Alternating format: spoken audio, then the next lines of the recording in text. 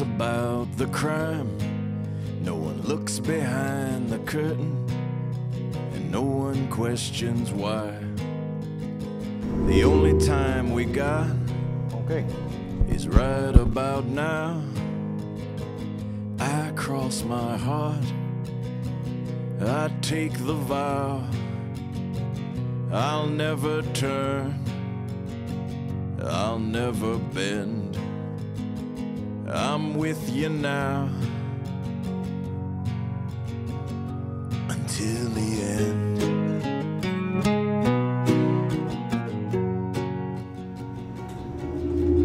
Tonight's the test, tonight's the time. Good evening. Welcome to Conspiracy Cafe. I'm your host, George Freund. We're with you now. We're with you to the very, very end. We always hope the end will be a long, long way away, but if you're a bankster, a gangster, or some politico, that end could come very, very soon. And wait, it's kind of funny, while I was listening to this song, We'll Never Bend, right?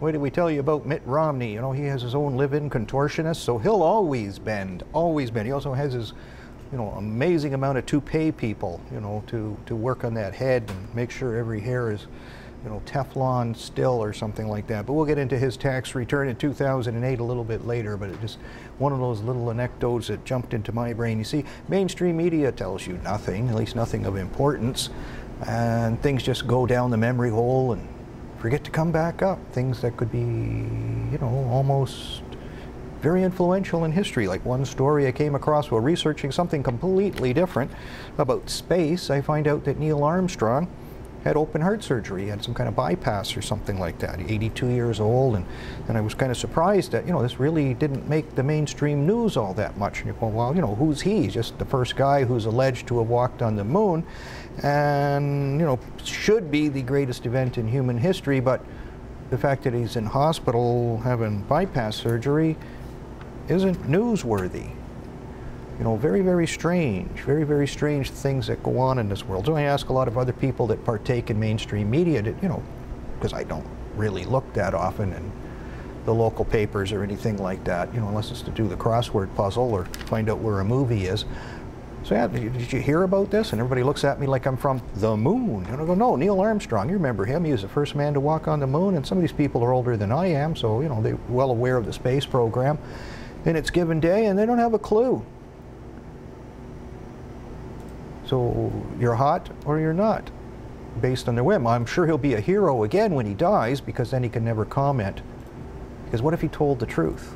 What if they immortalized him or made him an icon of the last century? Someone like John Lennon or Princess Diana. And then he comes out after having millions and millions of followers and has a word that is accepted as gospel. And then he tells you the truth. We didn't go. It was fake. Meep. Could really do a lot of damage to those, like, secret societies and imposing interests that take over the world and run us like fools. Even for the Olympics, thank God it's over. Maybe in a way it's a good thing we missed the last show, because, you know, we would have done a lot on the Olympics.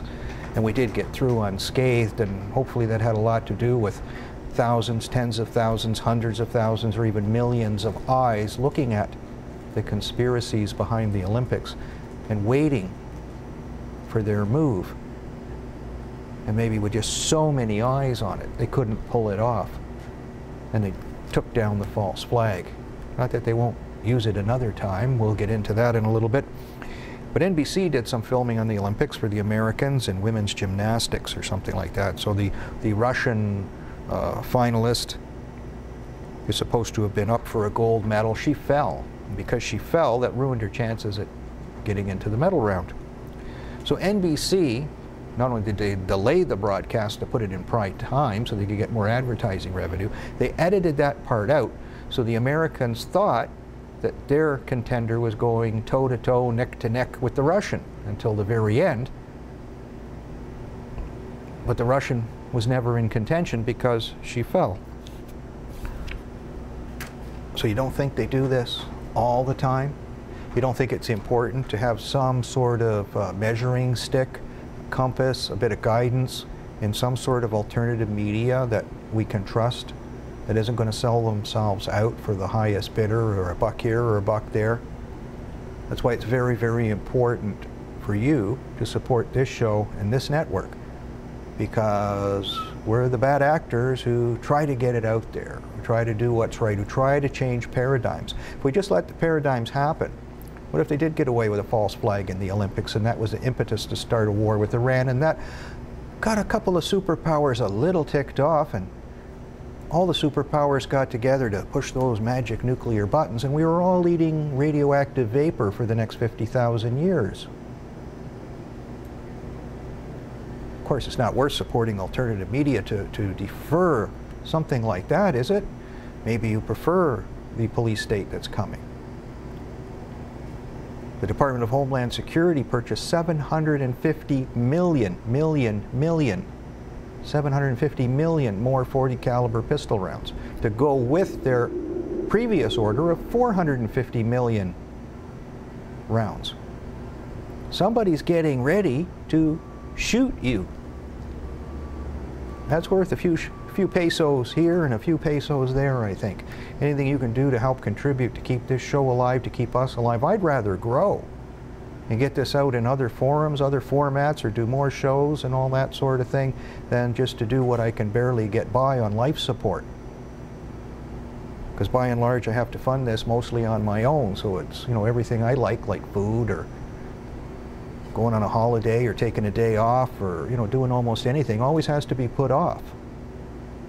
Because we got to do the show and I got to pay for it, bottom line.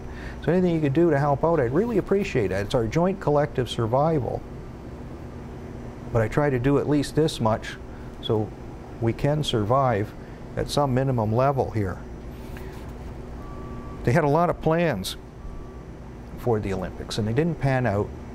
Part of the reason is because this is one of the few, if only, places anybody can or bothers to look at these Google Doodles and come up with something. So I was quite surprised at the end of the Olympics. This picture isn't exactly indicative of this, but it was just a nice picture, and I found it before I found the story. So I just said, this is just perfect. You know, the flaming embers, the British flag, the Olympic flag, that heat signature around the flags burning, and then the fact that they made this little village here. You know, I was aware of that beforehand, and Dagenham in England.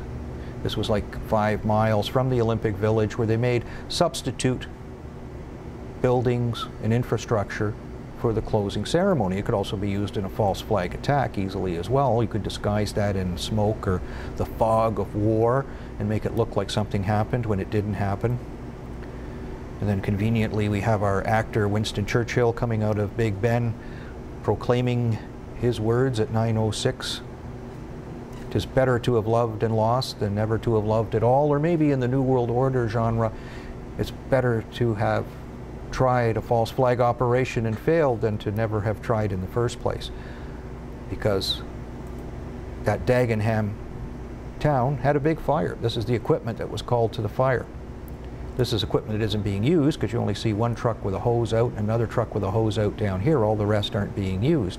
So 40 fire trucks came to this fire in Dagenham, which abuts the Olympic Village.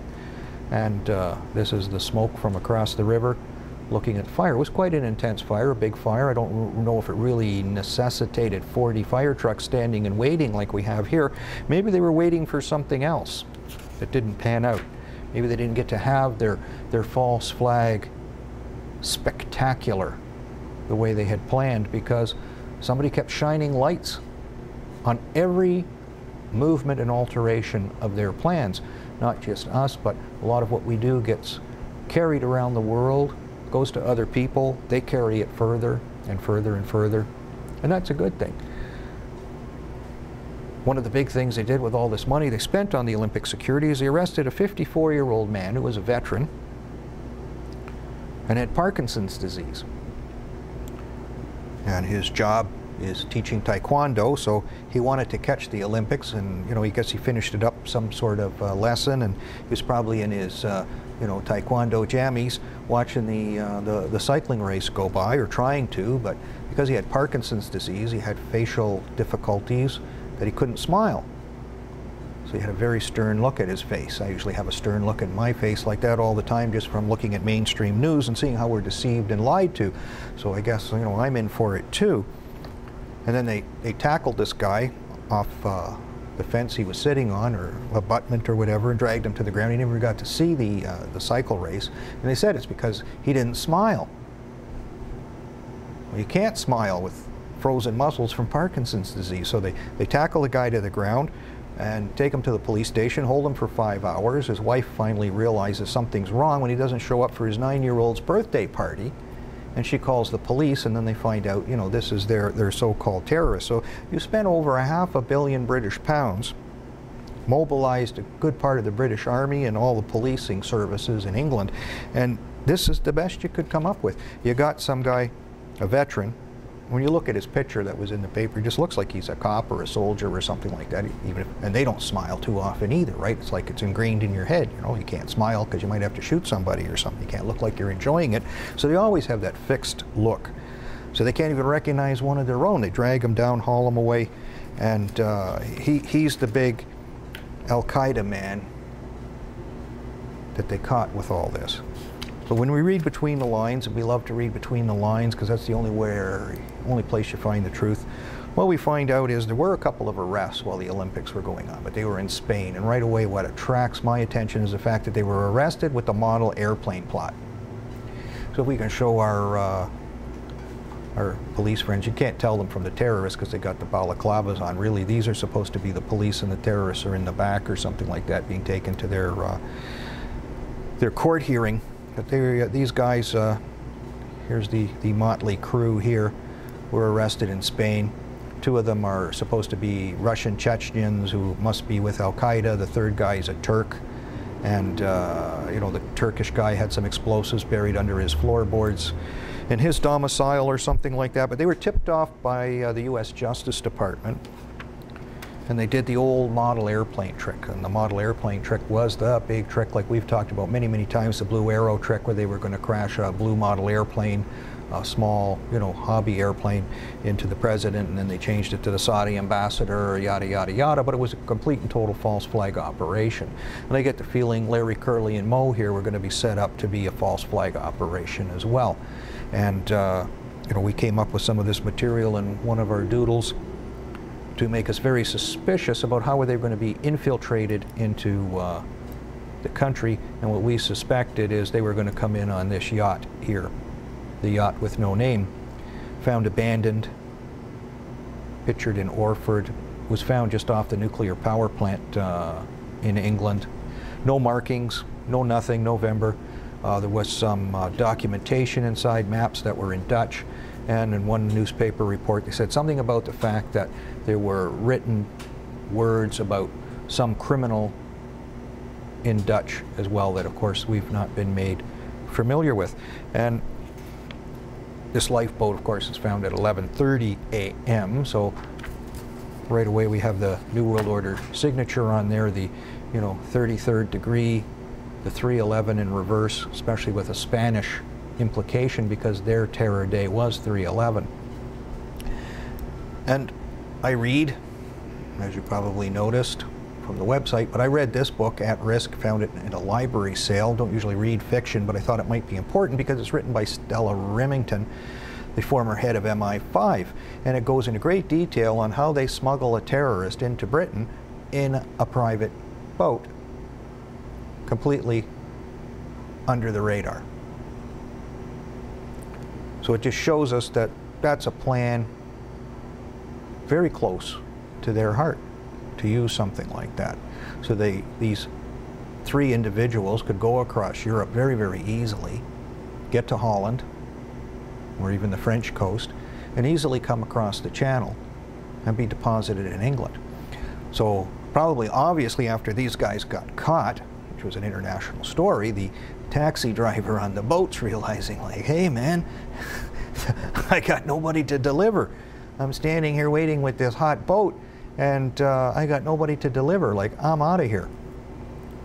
Would only make sense, lots of sense. As we did this doodle, we won't go through all of them, there's way too many, but we looked at a lot of the, you know, the figures, we broke them up. We saw this player being an X, carrying the other two O's, so we deduce XOO, a fantasy game called Zen of Onslaught, which features London and subversive terror attacks with a lot of the infrastructure that we saw manufactured in Dagenham that caught fire. And you know, they talk about the secret world and access to the secret world.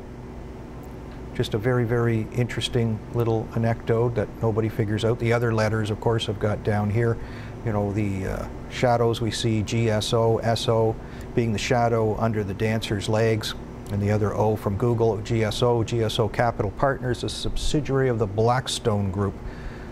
So why the Twilight language leads us there is difficult to say. Or are they part of the banksters, backers of this horrendous type of thing? It's difficult to say, but the information always comes out. And then another very disturbing piece of information that came out is, I guess this is something we should have to look at too, is this doodle with the Olympic soccer doodle, because this opens up a very, very bizarre door in technology that you can never be the same again. When you hear about technology like this, it's not like I read about it in the newspaper, because the newspapers don't tell me anything. It's not like I found it in the Science magazine, because maybe I didn't look at enough of them, or Popular Mechanics or something. But as I started to read this one with the GUU and the GLA here, and of course this big screen-like projection, then I find out GUU Systems Global has invented an acrylic paint that is specifically designed for video production. So you can transform any flat surface into a high-performance projection screen. So that's just absolutely amazing. This is from their website. This is a picture. This wall is acrylic paint telling you a picture. It's just amazing. They use it for all sorts of things like flight simulation, you know, pick something. Museums use it, schools use it, it's everywhere. It's called GUU. And something I've never heard of before, they use it in Dubai.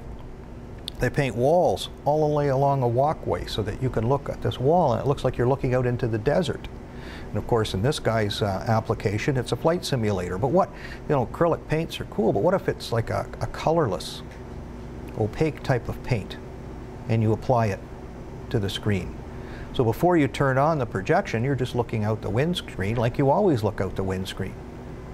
You have no idea even that it's there. What if, you know, the further advances in this GUU is you turn on the projection and all of a sudden the pilot's seeing something that is or is not there. Maybe he's seeing the routine flight that he always does on this screen, and then all of a sudden a building pops up and he crashes into it because he can't see that. He's looking at a simulated picture. He's not looking at the real thing. The GLE, this is from Schwarzenegger's old movie, Total Recall. You could easily apply GUU here where, you know, you're just sitting and there's this just picture of something that's outside that's not really outside. Total Recall has been re-released, so I guess that's something we can head for. And part of the question here is, what is real? We never get to really find out, do we? And then of course the OOO, and this doodle comes back again to the Australian call for help, 911 on their system 000. And you know, we have to see something nefarious there. The GLE is the graphic layout engine. So this little doodle tells us a lot on how the New World Order has prepared us to see anything they want us to see, to have us hear anything they want us to hear. So we can never take for granted that what we see or what we hear is real ever again. Because the technology, if that's what they're telling us about, imagine the technology that they have, that they're working on now or have developed recently that is just light years ahead of what we think exists. Like we have a holodeck here in the studio. I've used it once when we had our UFO guest here, Dr. Friedman. So we were in a simulated studio. It's not real, but it looks good. It looks way better than, you know, probably what I got now. We could do all kinds of formats, but they're not real, so usually I don't use them. But it did look nice. You know, it's better than the background, I guess, of reality where there's tables and chairs and a door. Very, very unique. We can do a lot of things. So maybe we'll have to find one to play with in the conspiracy world, you know, the dark inner recesses of London at the harbors or something like that. A great place to sit your chair and do a conspiracy show. But I get the feeling in many things that we were right on target, because someone hacked into the website and put a pornographic picture there. Because one of the words that we deduced was googe, G-O-O-G-E, which in slang can refer to oral sex, so we had a good oral sex picture left on the page where I detailed how they could go underground and attack from any number of former defense sites in underground London. And I get the feeling that, you know, maybe we hit the nail on the head with that one, because it's just common sense. You know what the target is, and you got to know how to get there. And when you know how to get there, like in the old westerns, you head them off at the pass. So probably not too many people are aware of underground London and where it goes. I've studied that for years, you know, specifically for this show, and a lot of plots that could happen in London.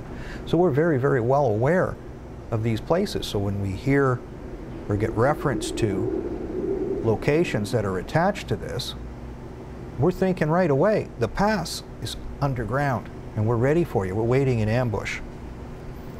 And this was a picture I used, and they didn't replace it with the big penis now. So, you know, it was from Hidden City. So somebody took that out and put that other picture in there. I have no idea who could have done that. It was done very surreptitiously. And it was only because I was copying it to another site on a blogger page that I found I created a long time ago. I figured I might as well start using that too, to have a backup copy of things and maybe attract new fans or listeners. But we just see too, you know, we have the mirror image, which is very important in the New World Order. And in a lot of things they use a mirror image.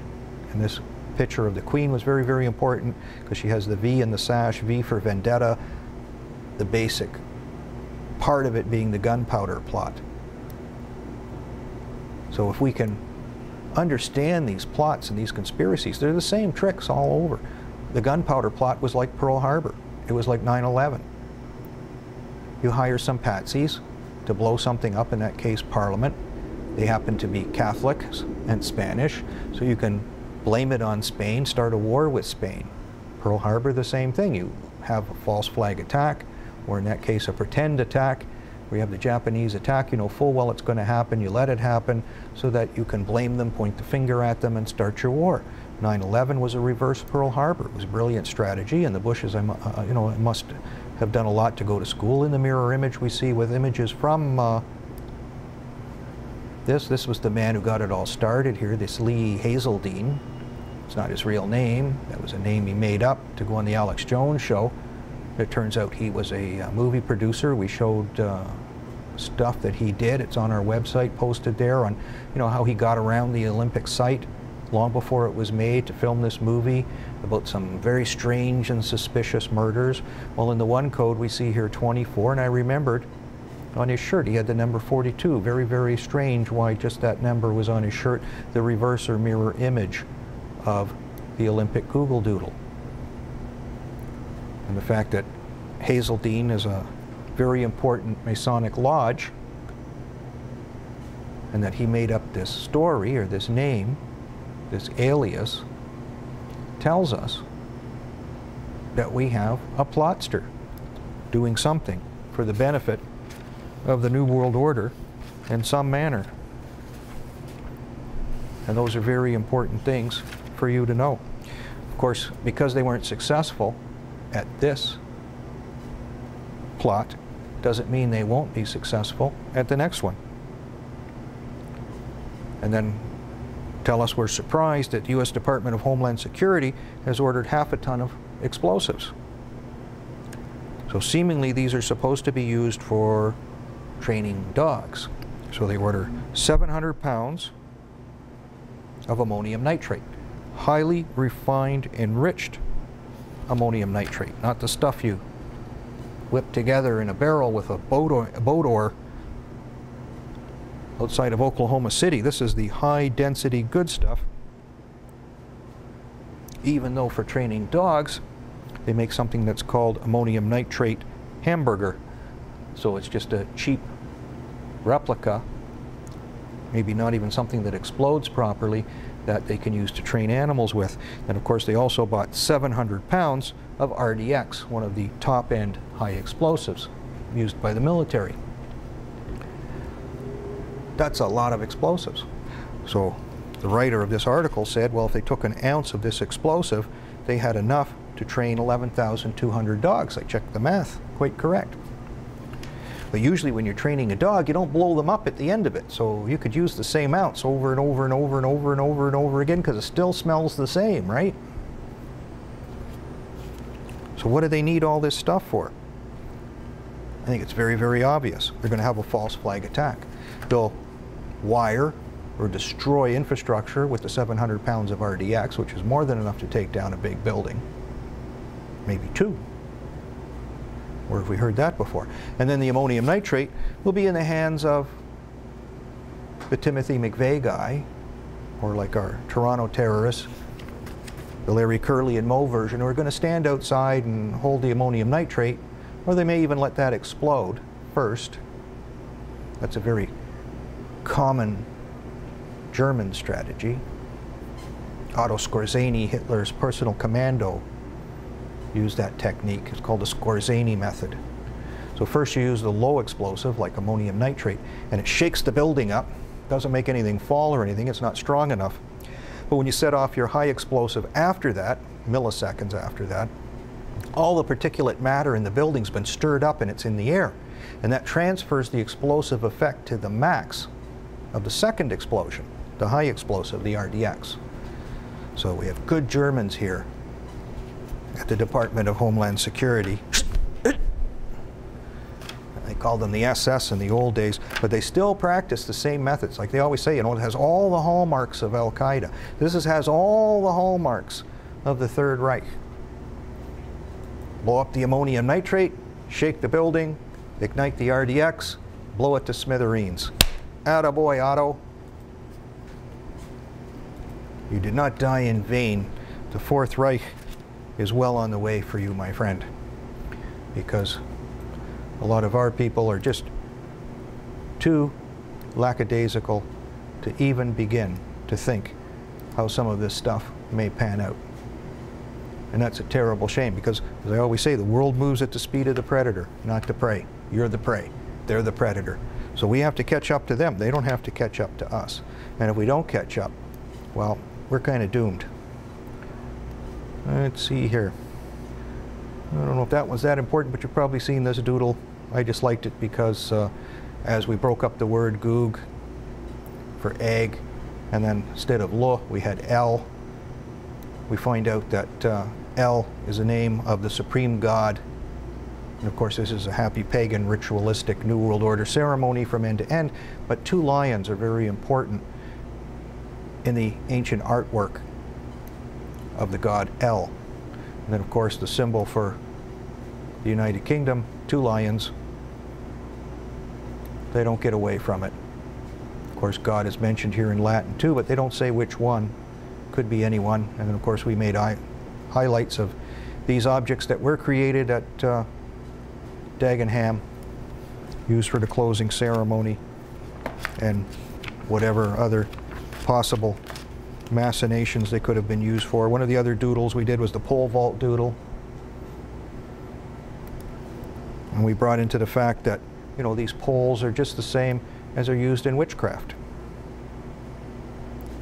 So as you look at that one, we can see that the witches in days gone by stood on these poles. We understand that our Google people, oh, let me get there first, my friend.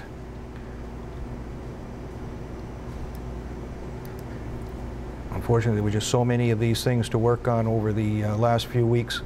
Oh, I'm Google dizzy. But here, okay, now we're on the right page here. There we have the witches on the big poles.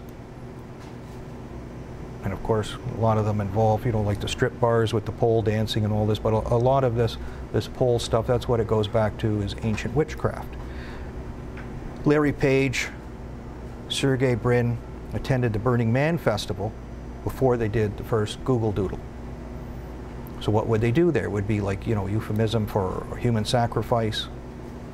We see the term in this Google Doodle, because underneath you have these people with an O, V. An O and V are an ancient term, biblical term, about witchcraft. And this is what we have for our Olympics. We've been completely and totally seduced.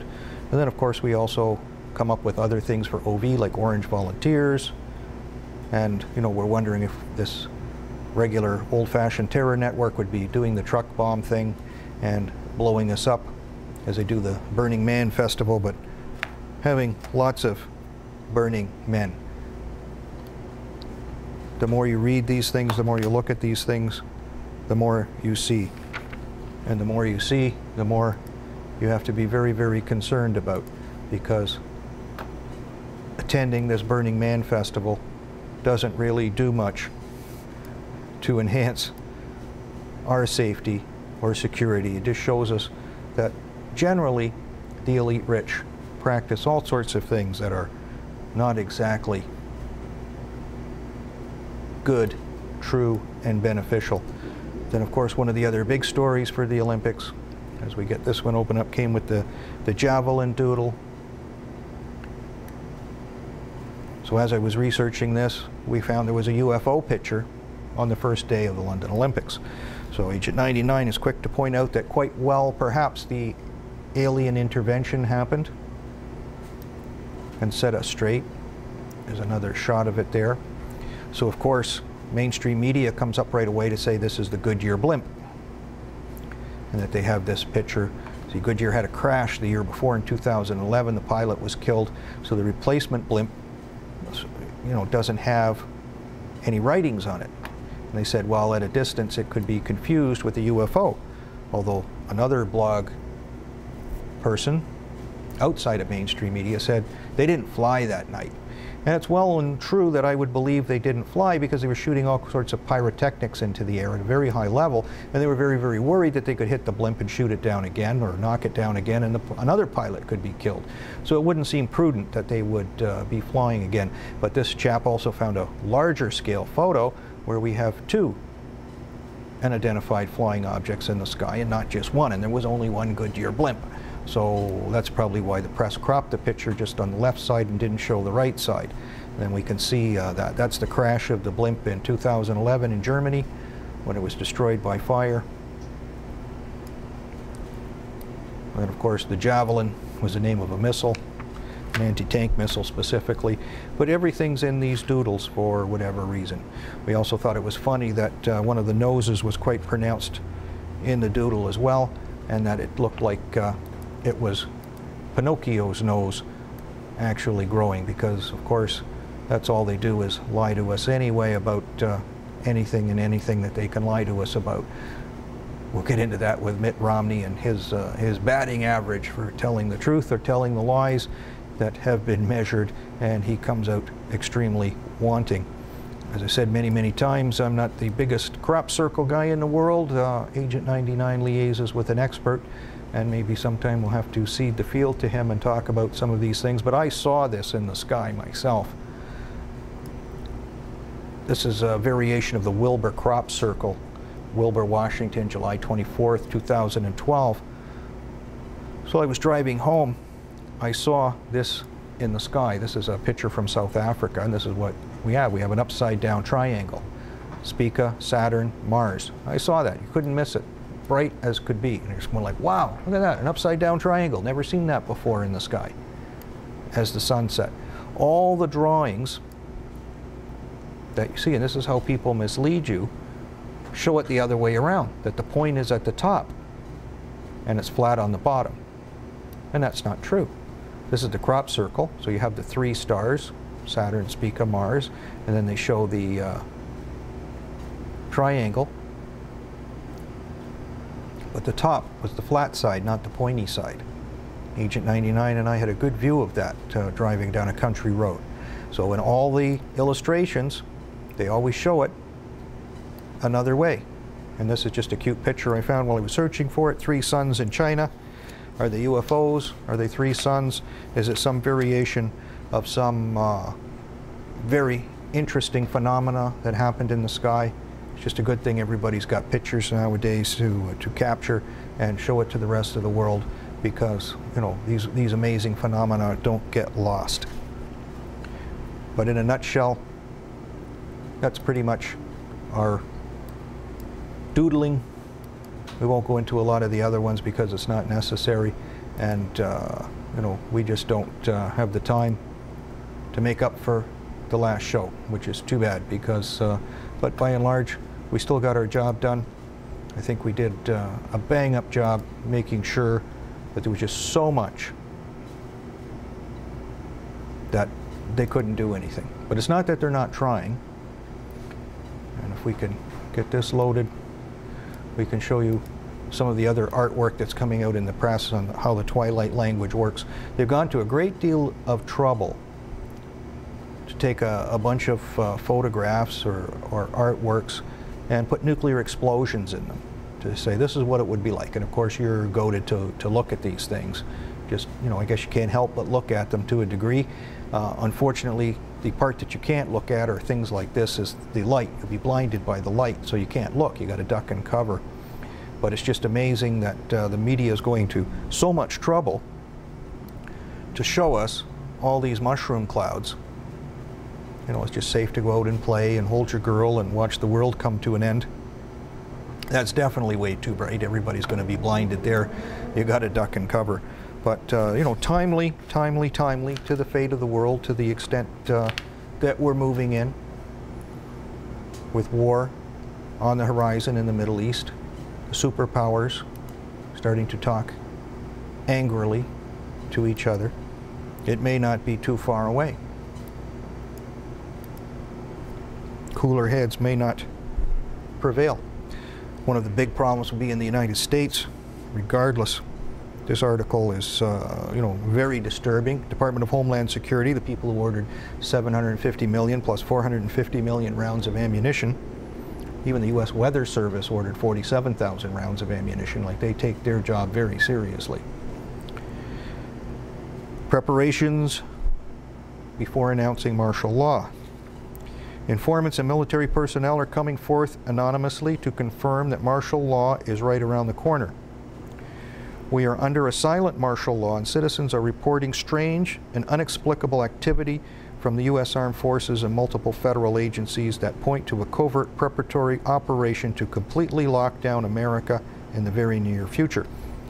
Repositioning of soldiers in conjunction with allied, I don't know if I call them allies if they're working against us, foreign troops, secretly moving massive amounts of equipment across the countryside consistently for more than a year. And this chap was specifically talking about a refrigerator truck where the weapon was placed at the front of a trailer, and that he was riding in the cab with the driver. He was under instructions if there were problems, he was to radio his superiors for aid by either air or ground support. That they have developed something like a cluster bomb that emits upon detonation a sleep and kill chemical weapon. It's shaped like a water heater. The Department of Homeland Security has contracts out for bulletproof glass for checkpoint boosts to be positioned strategically around the nation and its highways, and 750 and 450 million rounds of ammunition.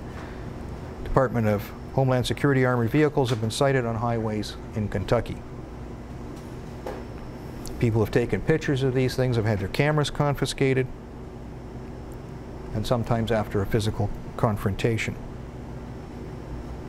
Google Maps of military bases once visible are being blurred out.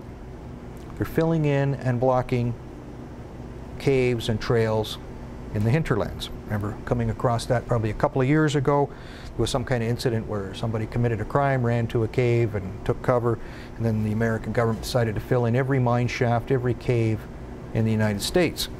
Quite a job, I'm sure. Contractors are out in these forested areas. Members of the public have come across some of these people, and there are bands of something like military police in the forest, and people have had confrontations with these people, been disarmed and sent away as trespassers for having the audacity to walk on federal land while it is being converted to some ulterior purpose. So the big thing is either they're doing something underground or they don't want you going anywhere near this land in a time of crisis to get away from whatever they have planned for you. So some of these places, they mention Lassen National Forest Reserve. A lot of paving, secret underground drilling and tunneling is being conducted.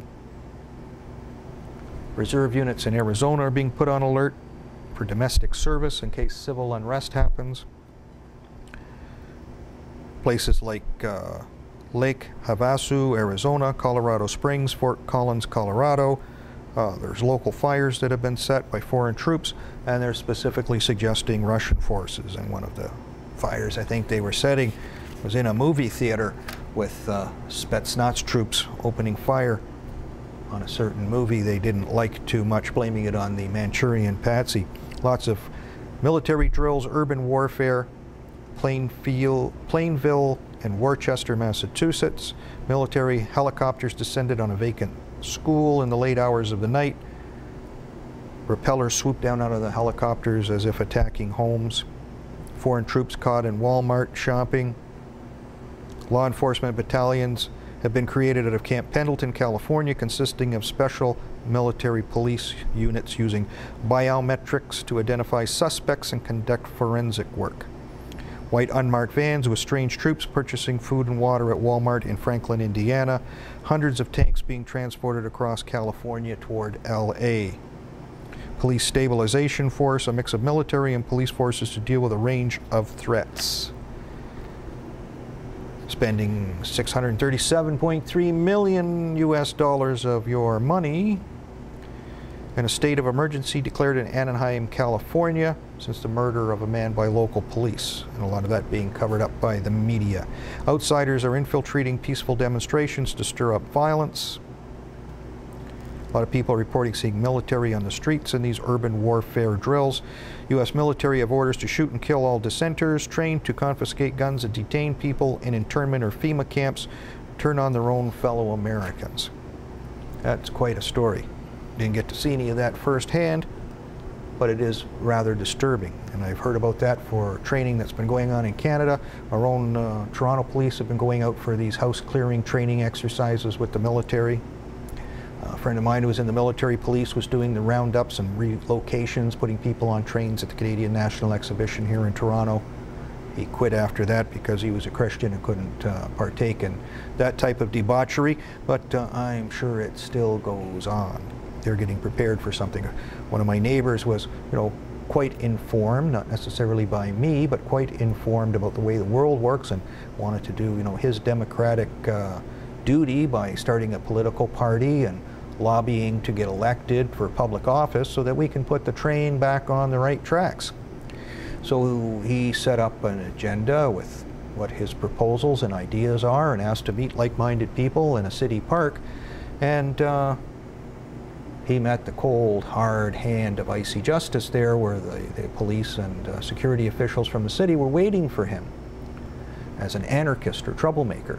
So we see very clearly that your illusions of freedom and democracy are just that, illusions.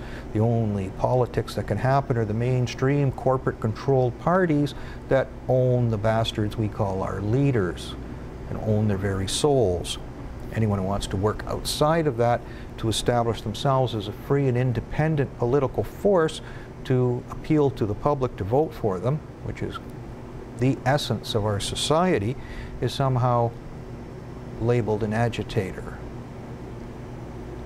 My neighbor's a cute guy. He's got 4 kids, hard-working father, goes to school. I'd vote for a guy like that. I'd vote for his cat. He's got a nice cat. Got little white paws. You know, it's honest. Doesn't dig up my garden and take anything or whatever. Just a cute little cat. Honest, decent. Something the New World Order can never afford to let have public office at any cost. And that's something we have to fix. And you have to fix that by changing the channel. You have to fix that by getting off your ass. Because if you don't want to get off your ass and do something, guarantee you, all those soldiers with the 450 and 750 mil, you want to see how fast you can run? Boom, boom, boom, boom, boom, boom! Ah! And now your grandmother, boom, boom, boom, boom, boom, boom! Ah! That's why I need the bulletproof glass in my little booth. So I can rape your children! You fucks! You gotta get off your ass! Either to do something, or let somebody else do something, or you're gonna die! Makes no business to me, because I won't be able to go to your funeral anyway. But that's what's coming for you. It's not this sweet, mamby-pamby little New World Order. They're gonna kill you. Right? It's like my neighbor was telling me about what U.S. soldiers did in Iraq. See, they tie up all the men, and they rape all the women in front of them. And even the little girls, 5 years old, spread those legs, baby! That's what's coming for you. Unless you do something. It's not a spectator sport. This so-called democracy or republic is something you gotta participate in. They're prepared, trained, ready and able to kill you, make you suffer. You can't even pull $5 out of your pocket and pay for the lights here. Who's gonna win? Maybe if you're lucky, they'll fuck you 2 times. And you live to see tomorrow before they kill you. If you call that luck. The world is changing at warp speed. You gotta catch up to the predator. Not only do you have to catch up to the predator, you gotta be able to grab it by the neck, put it down on the ground, and kick the living shit out of it while you still can. And if you can't do that, you better start practicing. A lot. A lot.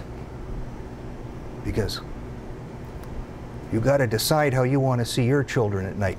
Tucked into bed like little angels, or hanging from a stick in the street, shot full of holes with a few bayonet wounds where their private parts used to be.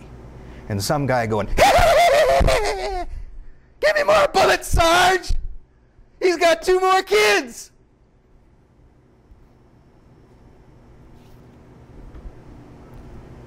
I rest my case. So Venezuela had a U.S. citizen sneak into the country, thought to be a U.S. Marine.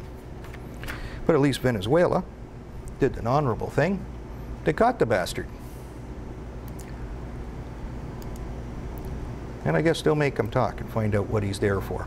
Had a little collision in the Straits of Hormuz. Seemingly the USS Porter collided with a freighter, or actually an oil tanker, a massive oil tanker, the motor vessel Atawasan. There's a lot of damage here in this ship. This tanker is bigger than an American aircraft carrier. It's over 1,000 feet long, loaded with, you know, probably enough oil to keep the USS Porter going for many, many long years. 100, 200. So we have to wonder, like, what Dunzel was operating this vessel. Like, it's one thing to think you're cool because you got all kinds of missiles, but you know, you got something that's that big coming at you, and you just feel, I'm just going to make this little deke in front of it. It's like running across the train tracks when the train's coming.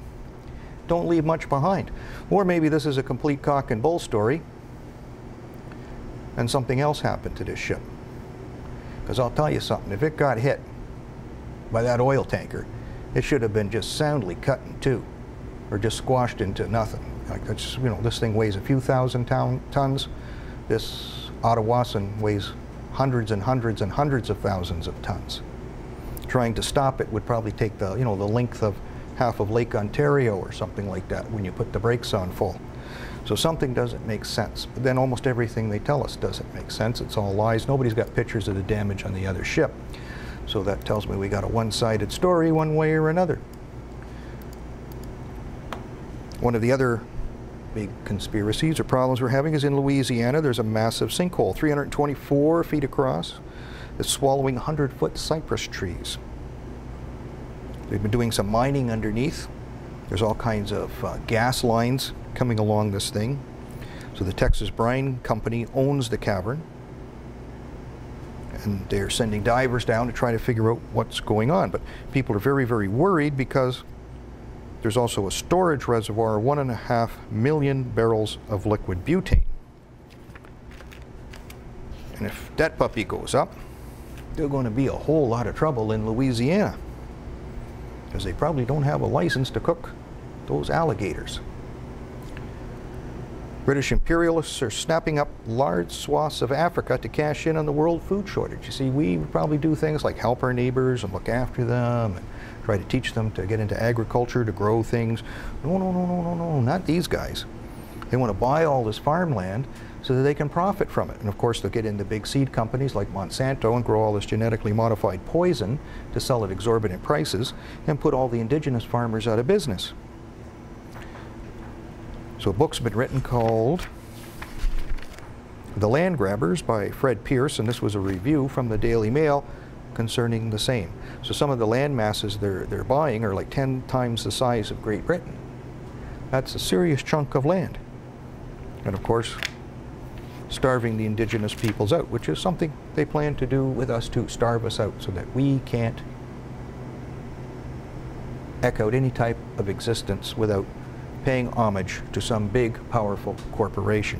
The Iran death toll, they had their little earthquakes, 6.3, 6.4, 250 people killed, thousands injured. We have to speculate, was this some sort of HAARP-type weapon, kind of inducing them back to the bargaining table to say, you know, hey pal, we can do this if we want to. 6.3 on the Richter scale, 11 minutes after the first attack. Has a lot of the New World Order numbers in there for some reason. Food prices set to soar. Worst U.S. drought for half a century forces corn farmers to abandon fields. So, you know, almost like a biblical proportion, the worst one in 50 years. Complete collapse of the corn crop in the United States, most of it used for fuel, unfortunately, but something that's going to really, really, really put a strain on the food supply at a very crucial time, because if there's an economic collapse, we're going to need a lot of food. So many people I know always want sunshine, they never want rain. We need water. Everything needs water. It's a balance.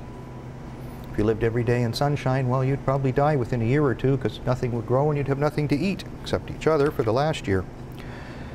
And then a very big science story, quantum leap forward. Researchers use teleportation to beam a single photon 97 kilometers.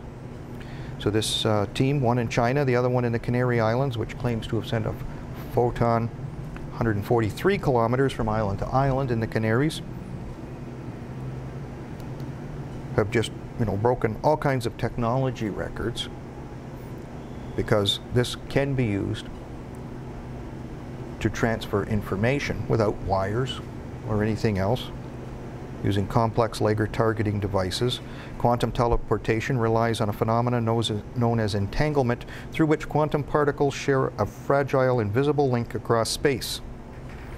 Of course, the big thing would be is if they ever get it to the like Star Trek type of ways, where we can start transporting objects here, there, and everywhere. That would be quite interesting. So let's see here. Let's switch to a video here. We're going to do this one, the Whistleblower trailer. This is a movie that's come out. It's about an American copper who works with the UN. Found out all kinds of nasty stuff and tried to do the good thing, the right thing, stand up for what's decent, right, and proper. And this shows a little bit about what happened to her. These are the people that you're going to surrender your liberties to, your rights to, this criminal cabal of evil. And this is what they did to a good, fine, upstanding law enforcement officer.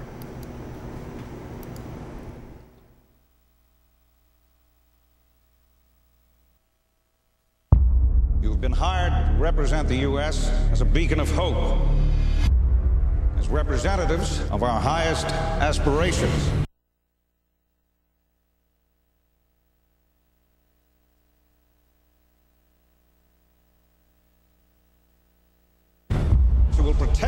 law where lawlessness has run rampant.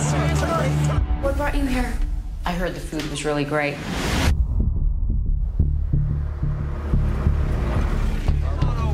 You want to take them home? 3,000 each. What's going on here? I don't know. I know what's been happening to you. You promise you can stop these men? I promise. This involves all kinds of internationals, from military officers to diplomats. All international personnel have immunity. They can't be prosecuted. You have no police reports. You need to investigate this. You talk to whoever you want. They're not listening. You're on your own. What happened? The god must have been following us. Did you tell anybody? We're watching you. You'd do better to shut your mouth. This is an old friend, Peter Ward, Internal Affairs. Trust me, you're not safe. Accidents do happen. We need an armored security vehicle. What the hell they do? None of your business. Why do you want to get rid of her? I have to protect this organization. You've been ordered out of this mission. Doesn't matter who I work for, I wouldn't let anybody get away with this. Top-level military commanders are pulling your files. We have a system that works here. Oh, really? For who? Are you sure you want to go ahead with this? You know there'll be no going back. I don't want a scandal. I'm just doing my job.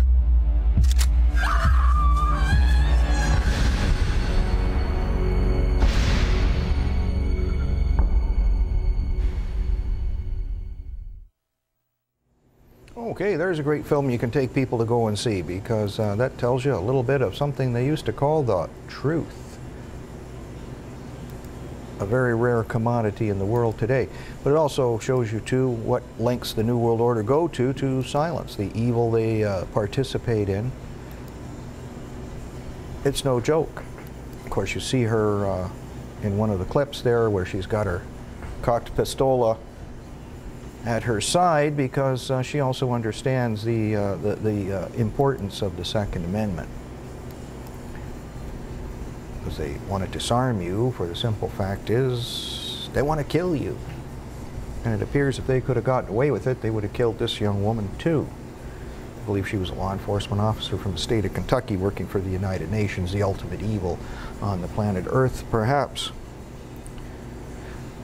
But it also shows you what links they'll go to. One of the links they went to, of course, recently was the Sikh temple shooting. So they arrested, one of these chaps, Wade Michael Page. Didn't take too long for the news to start to figure out that he was discharged from the United States military in 1998, that he was posted in a psychological operations unit at Fort Bragg. Originally, he was supposed to have been a missile repairman, so the author of this article just wonders, what's the big change here? One minute you're fixing missiles, and the next minute you're in a psychological warfare setup. So the media teaches us that, we've got some dumb idiot who's a neo-Nazi racist, skinhead or something like that, who can't tell the difference between a Muslim and a Sikh. Southern Poverty Law Center says they have a profile of Page. 2 white power bans, definite hate and end apathy, has a genocidal hate of Jews and other minorities. Then, of course, they say they lost track of him and had no contact for years and years and years, so they don't have the greatest intelligence setup. But major media just parrots all this stuff, and none of the facts matter. But while we see a lot of the warning signs here, we can see very, very clearly that we're dealing with some manufactured Operation Gladio type psyops. There's just no other explanation. There was a similar event that happened in Colorado as well, where a convicted felon named Karen Parker, 29, drove into a church parking lot in an erratic state and fired a gun with no reason at the pastor's mother, killing her. He started to enter the church. The pastor's cousin was an off-duty cop. Of course, he was packing. He opened fire and killed this guy, Parker, and stopped this next version of MK Ultra. So these things are going to happen. They're going to happen over and over and over again. There are things you can do to protect yourself. Item one is, you know they're going to do it again and again and again until they get their way. If you're going to be in a mass meeting, have security outside of your mass meeting. Whether that be a couple of big burly guys with walkie-talkies in contact with the inside, staking out the parking lot, saying, hey look, you know, this van just pulled up and some guy with a gun's running to the front door, and have somebody near the front door to lock it so they can't get in. You can't wait for the state to do your thinking for you. You got to do it yourself. They're the predators. You have to be prepared to handle these predators. It's only common sense to have some security at a large-scale event. And that goes well without, you don't even need firearms to do that. You just need a brain. Use your cell phone if you don't have walkie-talkies. You just have security outside, or just inside the door to lock the door immediately, lock all the side doors and back doors from the outside so nobody can sneak in, so that you can protect yourself and meet in peace. It's only common sense. Because these will happen until they get their new world order, until people turn. There'll be more and more people. So many people are woke up to these MK Ultra type attacks, it doesn't matter so much anymore. They can't get too far because they're running into that brick wall to say, hey, we know that trick, buddy. It isn't going to work on us. We know what you really want, and we know how you're really doing it.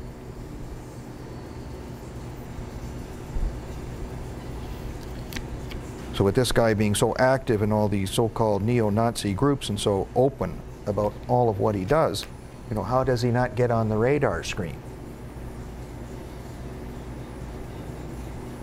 So my neighbor wants to start a political party. He ends up on the radar screen because he's a father with children, and he works hard and he goes to school. You're a reject from the military and you belong to all kinds of hate groups, and you're published on all kinds of record labels singing your hate. You do it in public and nobody looks at you. Why? Because you don't look at your own dog. It's the only thing you can come up with. There was a police officer who arrived on the scene. He was shot 8 or 9 times, they say, in the face and extremities at close range.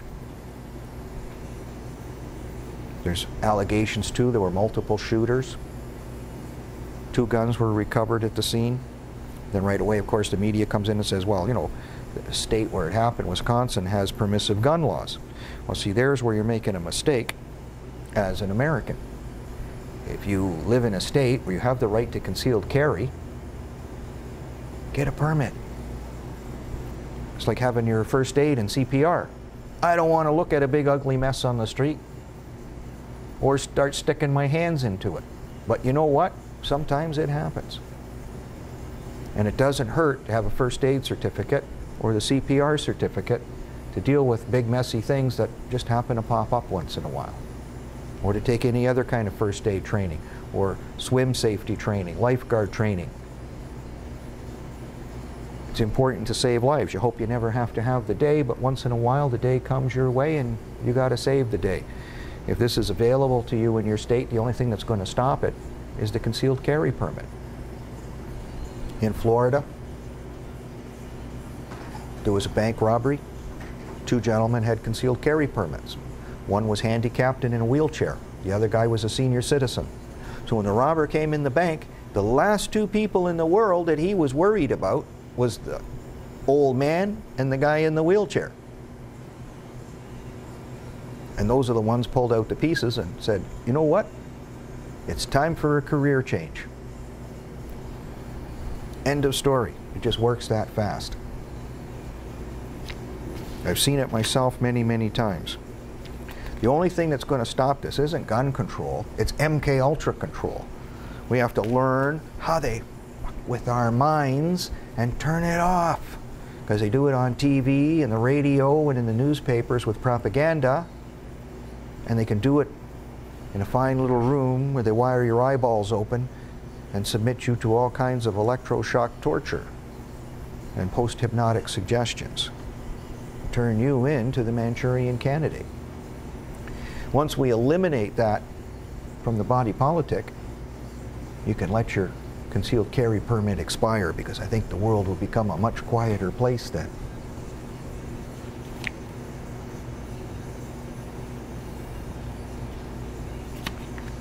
One thing that I do find quite disgusting about his choice of targets, I guess, is the fact that the Sikh community, as I know them and understand them, because we have quite a Sikh community here in Ontario and in the Toronto area, are very fine, decent people. They come here, they take up jobs, they go to school, they work hard, they pay their taxes, they're model citizens. And they're very open and accepting of our culture. It's not like they pressure us to say, well, you got to change. We live in harmony. And that's something I find very, very appealing. I remember years ago when I worked at the Armour Car Company, I saw, you know, a bunch of Sikhs setting up in front of City Hall doing something, and I had no idea it was a religious holiday for them. I thought it was like some kind of multicultural bazaar or something like that. So I walked in there, you know, the only white guy around, and I'm carrying a gun too. Didn't make them nervous. It was peaceful. I wanted to buy some food. And then the guys told me, said, no, this is a religious festival. We're not selling anything. You know, we're just getting together and whatever for this festival. But they said, you're more than welcome to come and sit with us and share a meal. We'll feed you. I sit down with these gentlemen, and they bring out the food, and they bring out stuff to drink. And, you know, I didn't have to pay anything for it. I'm an invited guest. And they put on a nice spread. We have some conversations and share our cultures together. And I guess they didn't have to worry about somebody sneaking in from behind to shoot them, because at least there's one armed guy in the camp. But, you know, what could possibly be wrong with these people? Nothing. The big thing that's wrong is this divisive hate of MK Ultra and the New World Order trying to twist everything around for us. So one of the big problems with this guy, aside from he's a major loose screw, you know, his neighbors say that you know, he's always playing music late at night, he's creepy, and you know, I guess they worked on him for a long time to make him what he is, and he just sits in this you know, waiting volcano state to go. One of the biggest things that probably triggered him off is the fact that his girlfriend left him. That was probably very difficult. But he also worked for a psychological operation in North Carolina as well. And the U.S. military regards some of these projects as very exclusive. So how does a, you know, like a neo-Nazi skinhead idiot get into a unit like that? It just doesn't make any sense. But they also say in the American military for many years, there was a group called the National Alliance at Fort Bragg, and they openly glorified Adolf Hitler. So you have to ask, how does that happen? Especially since the American military was supposed to be instrumental in removing Adolf Hitler from the scene. And it just goes against the grain of anything that could possibly stand in the United States Army as having neo-Nazis in there. They played records in the open about killing blacks and Jews. So then, of course, these brain scientists here come out and say white supremacists have a natural attraction to the army. Well, I don't think they have an attraction to our army. I think they have an attraction to the army that was defeated in Europe. In 1995, 2 soldiers from the 82nd Airborne attacked a black couple in Fayetteville in a racially motivated attack. They hoard ammunition and then prey on businesses, media organizations, and African Americans and Jews. Talk about the racial holy war that's coming. So these people are just filled with hate. The Army wouldn't let this guy re-enlist.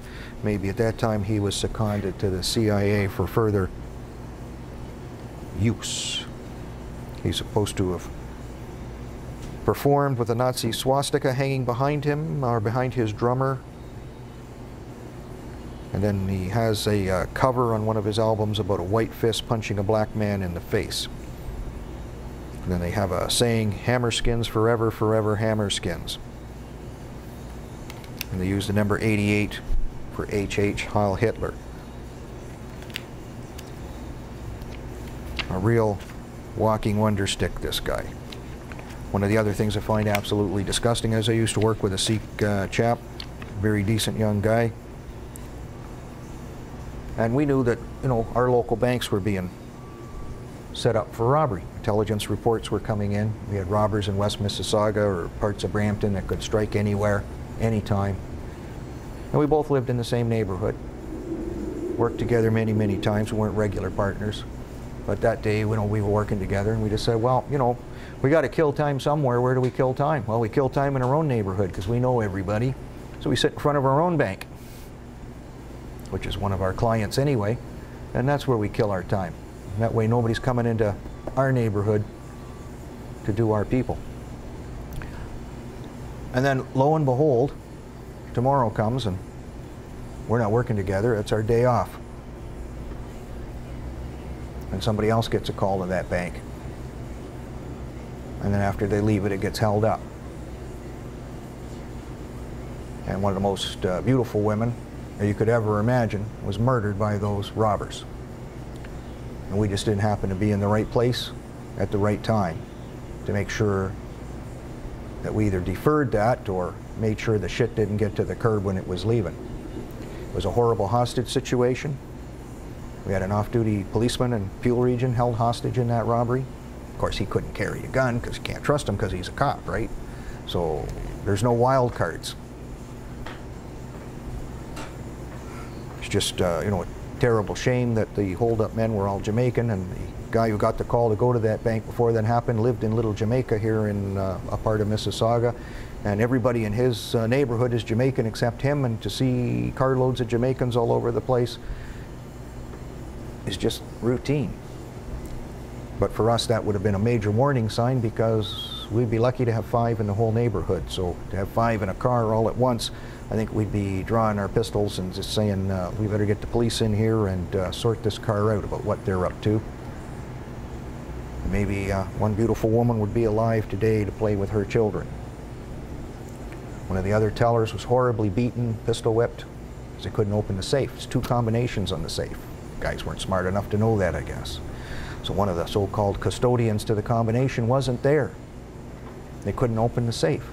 So they beat them and tortured them and tried to force them and ultimately executed one of them to try and get the safe open. It didn't work. They even held my own daughter hostage in the bank. She was walking in front of the bank to go to the pizza place next door on her school break. And they grabbed her and dragged her inside and held her hostage too. So when I speak about these things, about firearms, deadly force confrontations, the rights of people as sovereign citizens, they hold dear to me. It's not that I just say, oh, ban all guns because this happened or that happened. No, a couple of guns in the right hands at the right time could have saved lives and prevented a lot of tragedy. I've seen it happen many, many, many times. Trying to say not having anyone with concealed carry permits is like trying to say no one should know CPR. A long time ago they said that. They wouldn't even, there was no such thing as paramedics. It was just ambulance attendants. We just pick you up, throw you in a stretcher, take you to the hospital. If you die en route, too bad for you. Because the doctors say, we're not smart enough to pump your chest. We're not smart enough to give you an injection or this or that. Well, yes, they're right. Until we train you. And then after we train you, you are smart enough and you can do it. And we can save lives. And that should be important. Saving lives. But to the New World Order, they want to take as many lives as possible.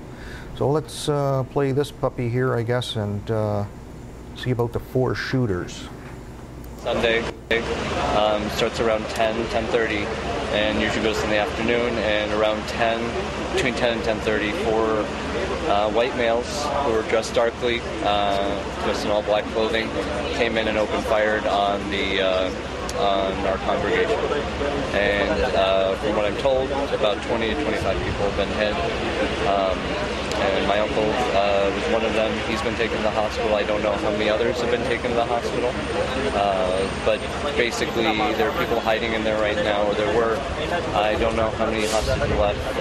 One of the gunmen is down, so there's 3 left. And we're just praying that everyone gets out safely and they're able to capture these gunmen. Ideally bring them to justice. The first officer on the scene is a 20-year law enforcement veteran, an extremely accomplished tactical officer. When he arrived on the scene, he engaged an active shooter outside of the temple. Multiple rounds were exchanged.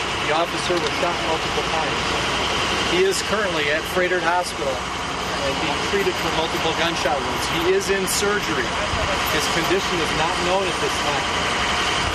The emergency medical personnel, the tactical personnel who've gone through the scene have initially identified what they believe to be 4 deceased inside of this temple and 3 deceased outside of the temple, one of whom is the shooter. My whole world just fell apart knowing that my whole family was there at one point in time. It's the scariest feeling in the world. Scariest feeling in the world. Not just a relative, but your whole family. I could have been without my whole family. Not one relative, not mom, not dad, and I'm just blessed with no feeling. Yeah, and the best. It's so sad when I saw my mom and hug her. Hey, no Tom. feeling. I don't know who did this or why they did it or what you get from it. But no, you've wrecked so many families today and messed up so many people's lives.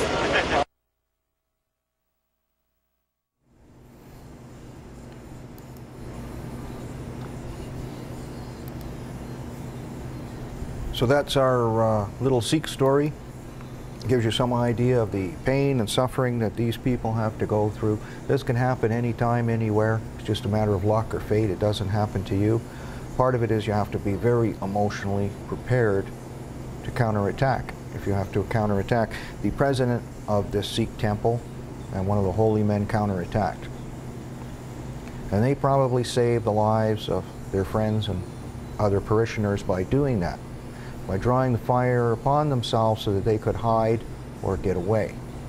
So they are very, very brave, decent men who are no longer with us. The sad part is, in the history of Sikhism, they carry the kirpan, a small ceremonial knife. We've come a long way, baby. It's time to start carrying a Smith & Wesson. You live in Wisconsin, you have the right to a concealed carry permit. Put that on the other side of your kirpan, just in case somebody wants to do something like this again. That you have your Second Amendment rights right there. Use the knife later for your ceremonies. Use the Smith & Wesson to settle the score. Don't let them ever get at your kin or parishioners or friends or community or neighborhood to do that kind of harm. Because you have to buy time until we figure out that it's MK Ultra. So many people are so uninformed, it is beyond belief, and we have to travel, unfortunately, at the speed of the ignorant in dealing with a lot of these things. In this one article we have here, James Holmes' father, Dr. Robert Holmes, has a PhD in statistics in 1981. He was working at one time for San Diego-based HNC Software from 2000 to 2002. It was known as a neural network company with affiliations with DARPA, the Defense Agency group, developing Cortronic neural networks to allow machines to interpret oral and visual stimuli to think like humans. This is getting us into that project I've told you about before, that singularity, where you're going to have the advanced level of life, where they download your brain into a robot or a machine to say that you're better than a human being. HNC merged with the Minneapolis-based Fair Isaac Corporation, FECO. Robert Holmes continues to work at FECO, developing predictive models for financial services, credit and fraud risk models, first and third-party application fraud models, internet online banking fraud models. As a senior lead scientist with the American Credit Score Company, he was to testify to the Senate on the LIBOR scandal. Robert's algorithms used to discover this massive fraud. What a coincidence. Falcon Fraud Manager, credit card fraud models. They managed teams in telco and identity theft fraud areas. He had a code to track the trillions of dollars of missing money from the elite government corporate industrial complex. Was his son under the influence of Contronic neural network software? In Dark Knight Rises, Bane, Batman's nemesis, gets his hands on software that is used to expose the fraud in Wall Street and literally guts the rich. Is there a coincidence? We can see and feel the code around us. The code exposes all. These software insiders who may have information to nail corrupt officials have always wound up being fingered by intelligence agencies, and many have died mysteriously. Promise, or INSLAW software, criminal tracking software used by the Defense Department, forced him into bankruptcy and jail, where he remains today. This was the chap who invented this version of software. Danny Casarello was murdered investigating that case as well, and he came up with the term octopus, the conspiracy theory of how things operated in the highest circles. They secretly slipped things into banking software and extorted out of our country money for use for foreign and offshore banks. They modified to track banking transactions instead of information about the flow of finances around the world. A rogue CIA group hand-delivered particular notices to congressmen and senators, along with a note explaining to them they no longer had their bribe fund, because they could track all this money everywhere. Much of the wealth held by so many of the so-called 99% is being held in offshore accounts far away from the taxman. Software that is now used to track and expose those who are abusing the system. They modified the Promise INSLAW software, so they wonder if this son was programmed to kill as a distraction from the fraud scandal that would rock the world. Mitt Romney arrived in London on July 24th, 2012. Fundraisers included 2 with banksters and lobbyists in the LIBOR rate-fixing scandal.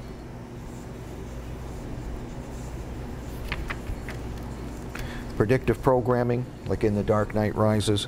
Bane, the leader of the fictional anarchist mob, decides to plant bombs in Gotham Underground Stadium. Mayor of Gotham attends a sports event. There's a national anthem. They have someone with a British accent. Let the games begin. The stadium is then bombed and the mayor is killed. The London Olympics, an attack on the 2012 Olympics, would be another cover-up for the LIBOR scandal, but they didn't get away with it because too many eyes were watching. A retired general sent a chilling memo to author Steve Quayle. Century 16 theaters in Aurora, linking them to the LIBOR scandal. The impetus for the construction of the New Jerusalem. So they didn't get their New Jerusalem. We'll show you some interesting pictures that come along with this article too.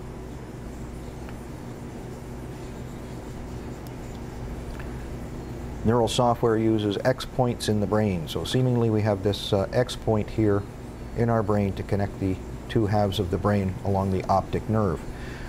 They call it the optic chiasm X. Century 16, we've got century is a 116, or 116 upside down, reverse 911. So even in the code of this, we see this. The license plate number of the killer, 119 Rock. We get our 911 in there as well. Then we see our fired synaptic nerves here in the brain. And we see our laser show in the opening of the Olympics. The author of this is suggesting that this whole format of the opening ceremony was mimicking a neural network in the brain.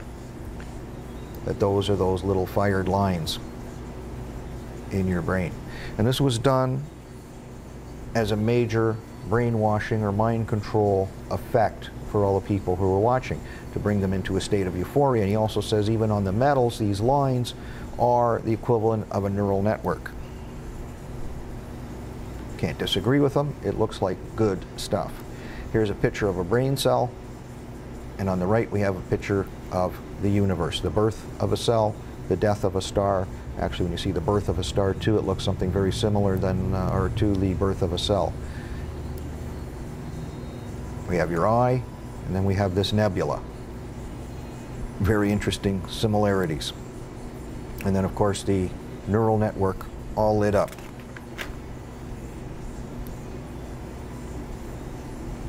Man-made total recall, natural total recall of Jesus Christ. And another picture of the chiasm X, the optic nerves. And then of course this classic picture, the all-seeing eye of Horus, and our brain.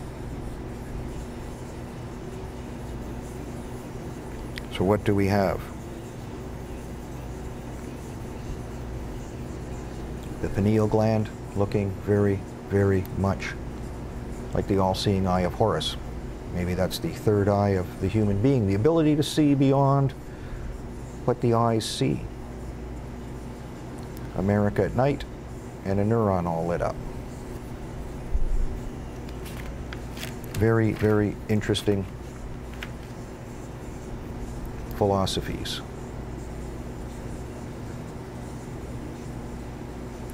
Of course, we have one of our crop circles from June 27th, 2012, with the author alluding that this is our neural network as well. It's also a mirror image.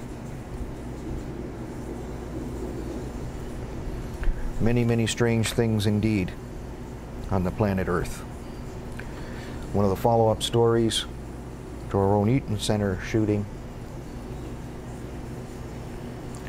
Christopher Husband, the alleged shooter who opened fire in the Eaton Center, was up on gun charges in Hamilton 5 weeks before this event. There were 9 charges involved with him having access to a .40 caliber pistol.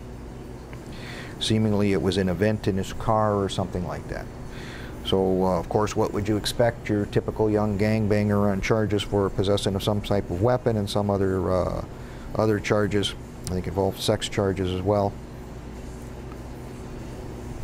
They drop the charges and release him.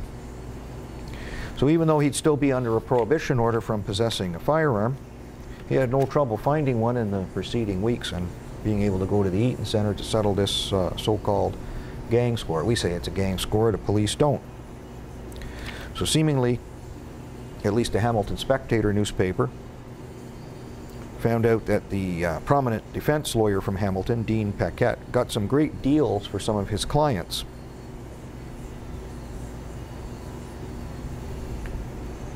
And one of them involved specifically this chap who walked away, but another one was a pedophile priest. So he gave him permission to flee Canada and go to Brazil. That's got to be a very unique kind of thing. So this Crown Attorney, we have to wonder, who is he working for? His name is Kerry Lee. Of course, the government will not answer anything about these things, but this guy Husbands was found in a car, found out to be violating his bail conditions, should have been put back in jail. But no, he's let out. He lied to the police about who he was, which is, I guess, a good thing if you're under house arrest or whatever, but ultimately he gets out on the street, this happens. He goes and he does a shooting. Sounds like something that was manufactured, made to happen. This guy's got a horseshoe up his ass. This isn't going to happen to anybody else. How does a guy prohibited from firearms get all the guns? Was this part of Fast and Furious here in Canada to get us to go along with this New World Order change? More than likely. And we have an article here about, you know, the other man who has not so much a concealed carry license, but a concealed execution license, President Obama. So somebody's been asking questions. Congress wants to see Obama's license to kill. Congress is finally standing up to President Obama on this targeted killing thing because he's killed 3 American citizens so far. The letters to the administration from members of Congress have not been answered.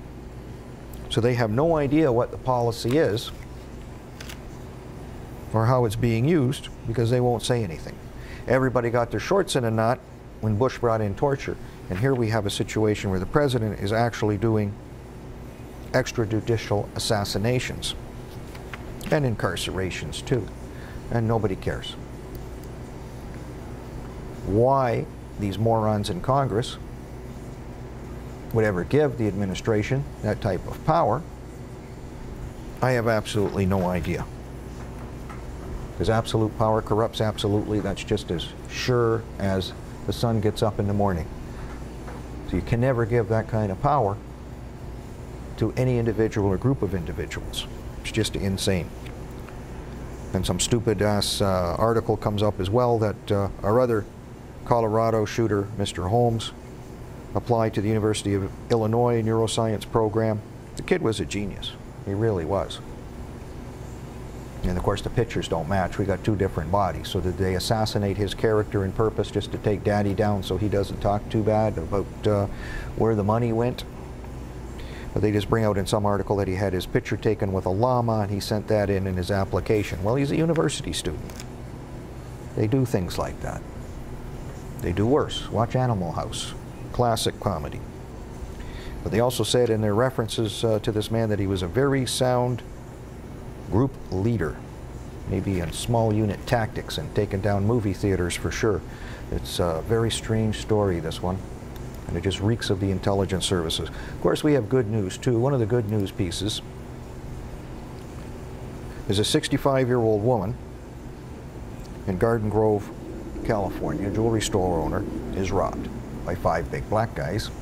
Very similar to the robbery that happened in Brampton, where my daughter was held hostage. Very different turnout, because she exercised the right. And she opened fire with her little Burp-O-Matic or whatever she had, and you want to see these guys sprinting? They could have won the gold medal in the Olympics. One of the pictures was so bizarre, the guy looked like Superman, looked like he was flying parallel to the floor. Don't know how he did that, didn't exactly notice it in the surveillance video, but let's watch this video to see what happens when the good guys got guns. Scrambling for the front door after the owner opened fire. Live now to Jim Nash in Garden Grove with the wild surveillance video. Jim. It is wild, Micah. The 65-year-old woman who owns this jewelry store isn't talking, doesn't want her face on camera. She's worried that the gunman who tried to rob her might come back. But there is little doubt that lots of people are cheering for the lady who gave the bad guys some of their own medicine. It looked like a well-planned heist. The getaway van backs up to the store's front door, the driver waiting behind the wheel. 5 men with guns come in, carrying pillowcases for loot, pointing their pistols at the store's clerks and a customer, until the store's owner fires 2 shots with her own gun. The store owner fires 2 rounds. There is absolute panic as the gunmen fight each other to run out of the door, with the 65-year-old proprietor in hot pursuit, gun in hand, police saying she acted in self-defense. The van drives off so quickly that 3 suspects are left behind. A block away, they're picked up by the getaway van, and they all get away. But were any of them involved in another jewelry store heist the next day here at the Asian Garden Mall in nearby Westminster, where another jewelry store owner shot one suspect in the face? Garden Grove police say it may be the same crew, but they caution store owners about defending themselves with guns. Just like a police officer, when you fire that weapon and those rounds go down range, you have to be accountable for where those rounds end up. Does it look like jewelry store owners down here in Orange County are arming themselves all over? That I don't know, but I will say that they certainly have a right to defend themselves. And as much as those cops like seeing bad guys having the tables turned on them, they still caution everybody that downrange, beyond the target, there's often an innocent bystander. Yes, there are many innocent bystanders, and most of them were in the store on the receiving end of the 5 criminals with guns. So nobody takes them aside and gives them a good lecture to say, do you know those bullets could go down range and hurt someone? No. The only mistake the woman made, if I had to critique it, would be when she got to the door, close the door and lock it, take cover inside. Don't run outside because they may open fire on you. She's not wearing body armor. She could take some rounds, get hurt. Lock the door, take cover, so they can't come back in. They're outside, they're gone, whatever. Let them go, the police will find them. Stay inside as safely as you can be. And there's a whole lot less to worry about. So it's just amazing.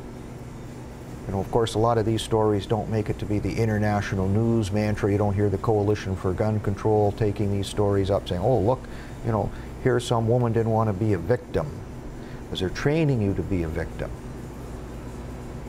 And as they said, this other store, I don't know, I have time really to play the other video on that news clip. Maybe I don't have to, because they mentioned it in that story, that, you know, another group of 2 robbers went into this store. The owner of the store pulled out his piece, and one of them didn't get out alive, as I understand it.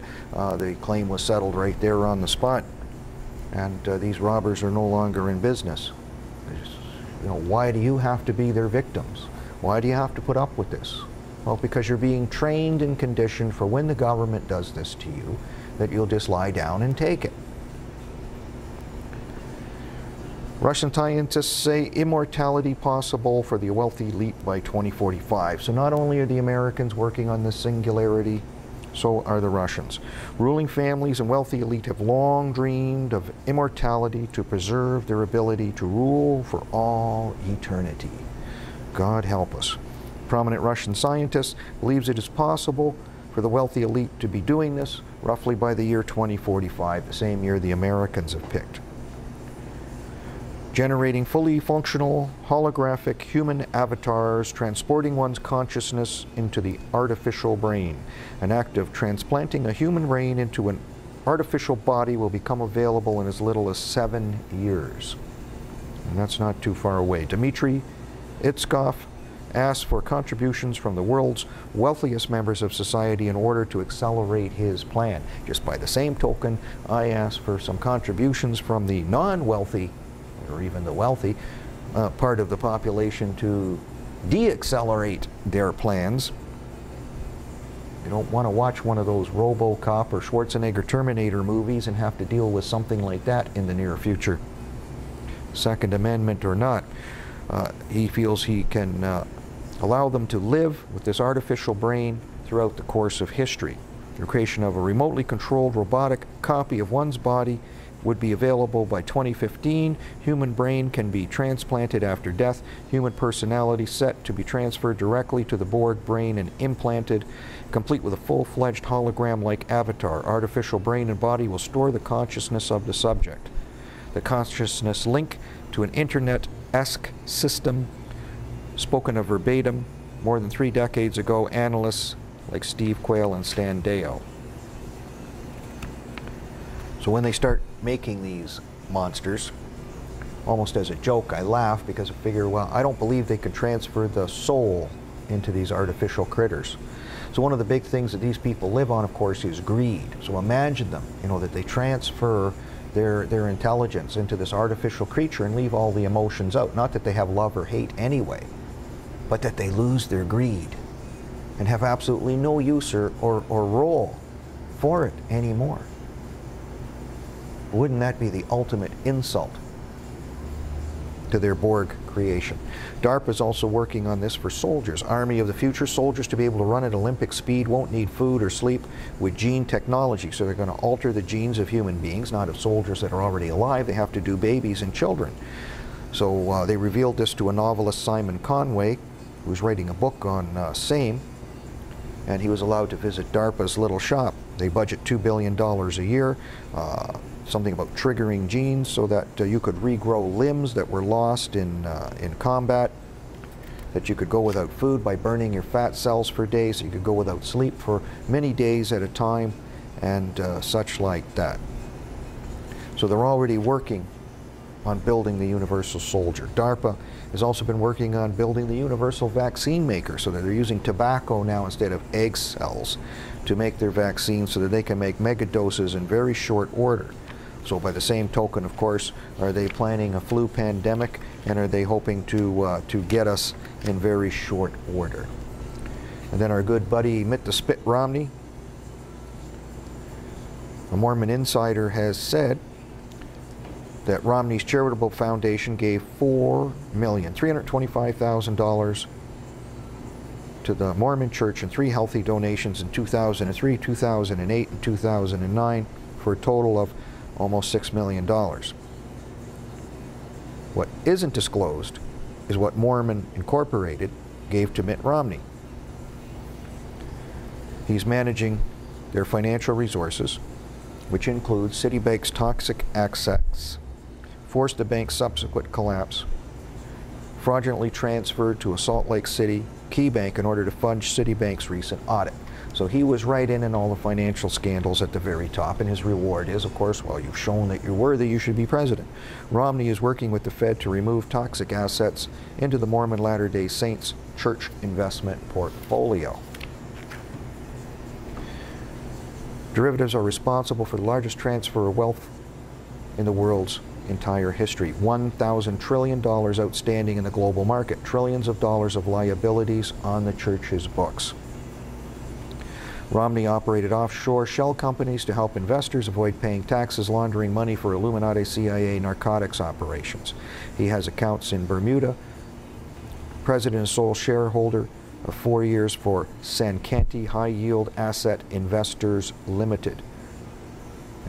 And he funneled money into Bain Capital's Sankaty family of hedge funds. Mitt Romney and Bain Capital helped engineer the global collapse. So he has experience with the economy. Established in 1984, Bain Capital is one of the world's leading private investment firms, $60 billion in assets. In 2008, Sankaty Advisors lost a whole lot of money. Bain Capital LLC faces losses as high as 50%. Sankaty Advisors LLC has lost between 40 and 50% of the two funds. Institutional investors have taken a hit, mostly a lot of universities like the University of Massachusetts, Harvard, MIT, University of Notre Dame. Mormon Incorporated has Beneficial Life Insurance and Deseret Management in its portfolio. Their portfolio declined significantly, losses of $600 million over the past 2 years. Deseret Management has had to infuse $594 million into Beneficial to make up the deficit. There is no accounting requirement for the Mormon Church to tell the people where their money went or what happened to it. They just tithe people, take their money, and it just goes all over the place.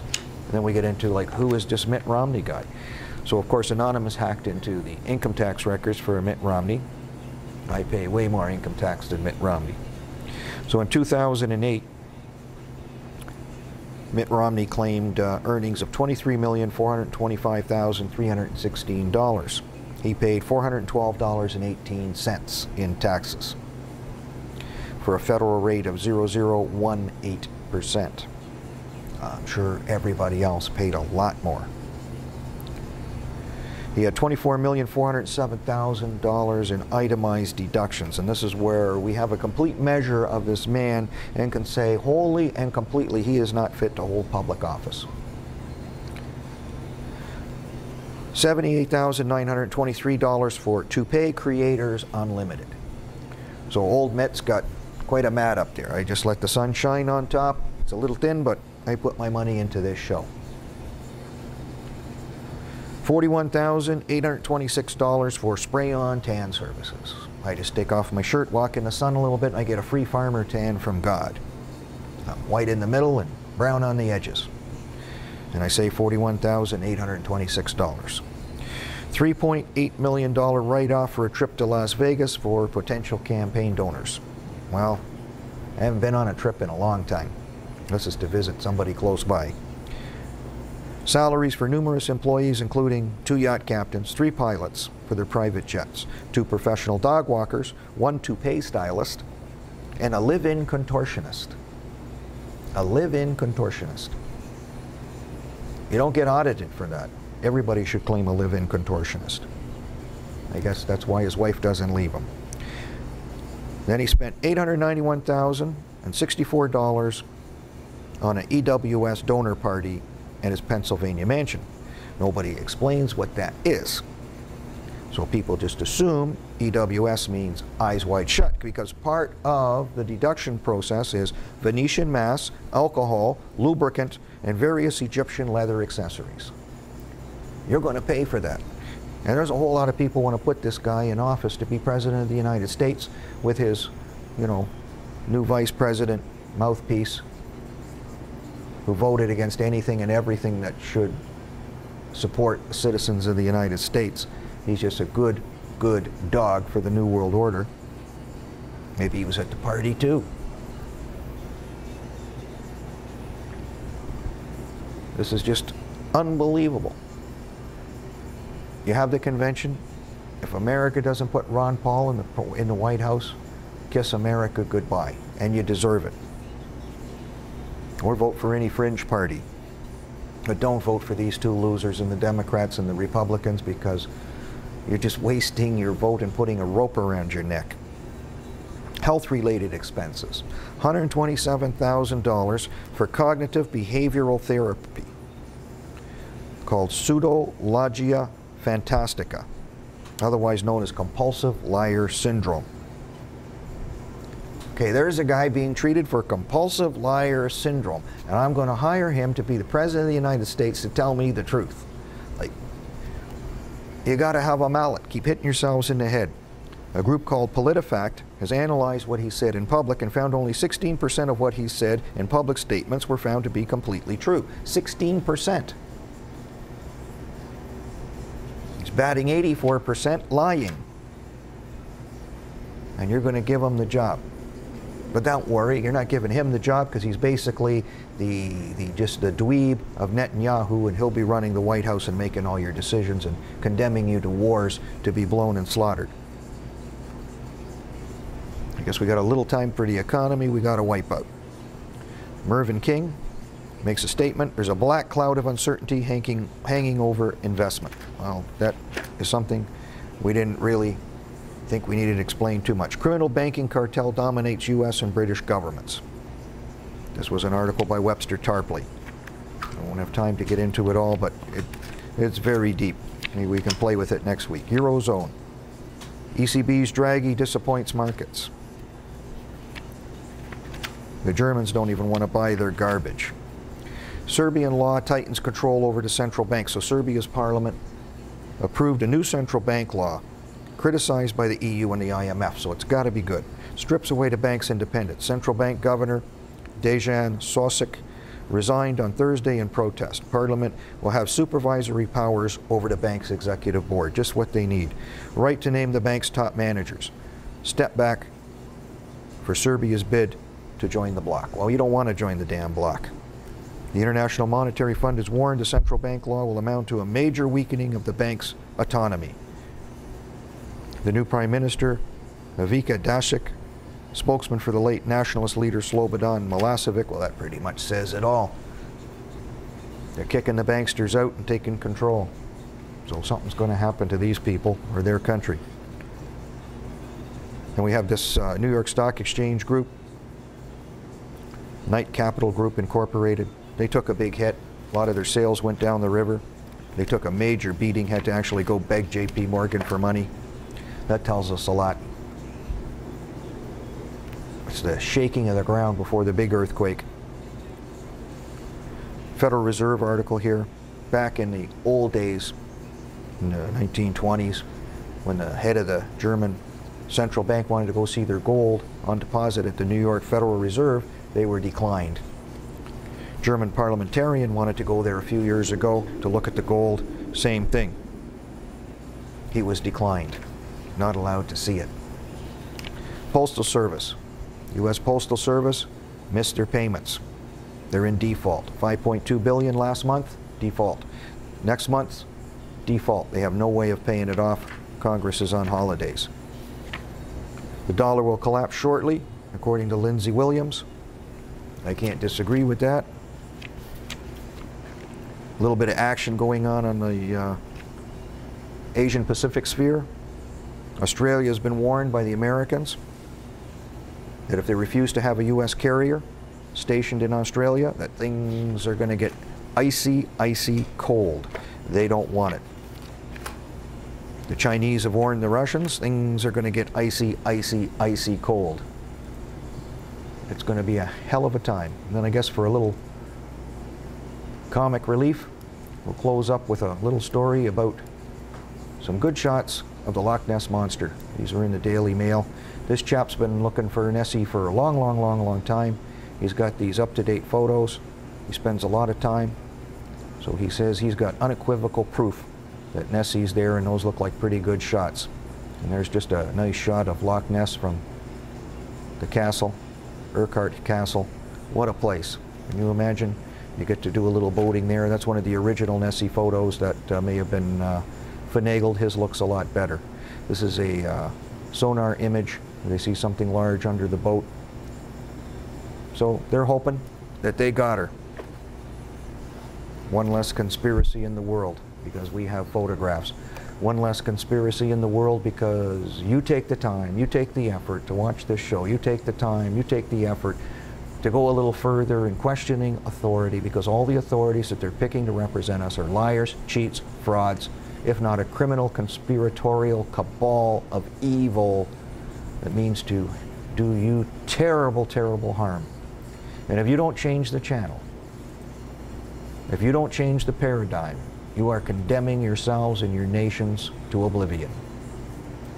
Wake up, smell the coffee, do what has to be done. Change the channel, come to Conspiracy Cafe, come to that channel, help us out. Help out my show, help out the network if you can. These are a bunch of guys who put on a lot of alternative media, who work like slaves to get it out there for you. And need all the help you can get so they can pay for the lights and all the big machines that they need to try to compete with the megalithic mainstream corporate Borg that rule our lives. And we can do it. One channel at a time, $1 at a time, here or there. Send it our way, we'll run hard and fast with it. Use the PayPal, send something here to our address. Hopefully make sure that it's cashable in Canada, US postal money orders or not. But if you leave it blank, a buddy of mine who goes to the States all the time, a retired Vietnam vet, will cash them for me just as long as they're blank, and he can enter himself in as the payee to bring it back.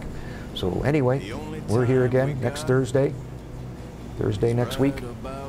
We'll fight the New World Order some more while we still can. There'll probably be a lot of changes between then and now in the world state of affairs. But you can find out where it's at that channel. So we'll be here Thursday next week, same that time, same that channel. Thank you, Aaron, for coming out and helping us out. Sorry you were sick last week. We see you're all better now. And we appreciate everything you do for us. Good night.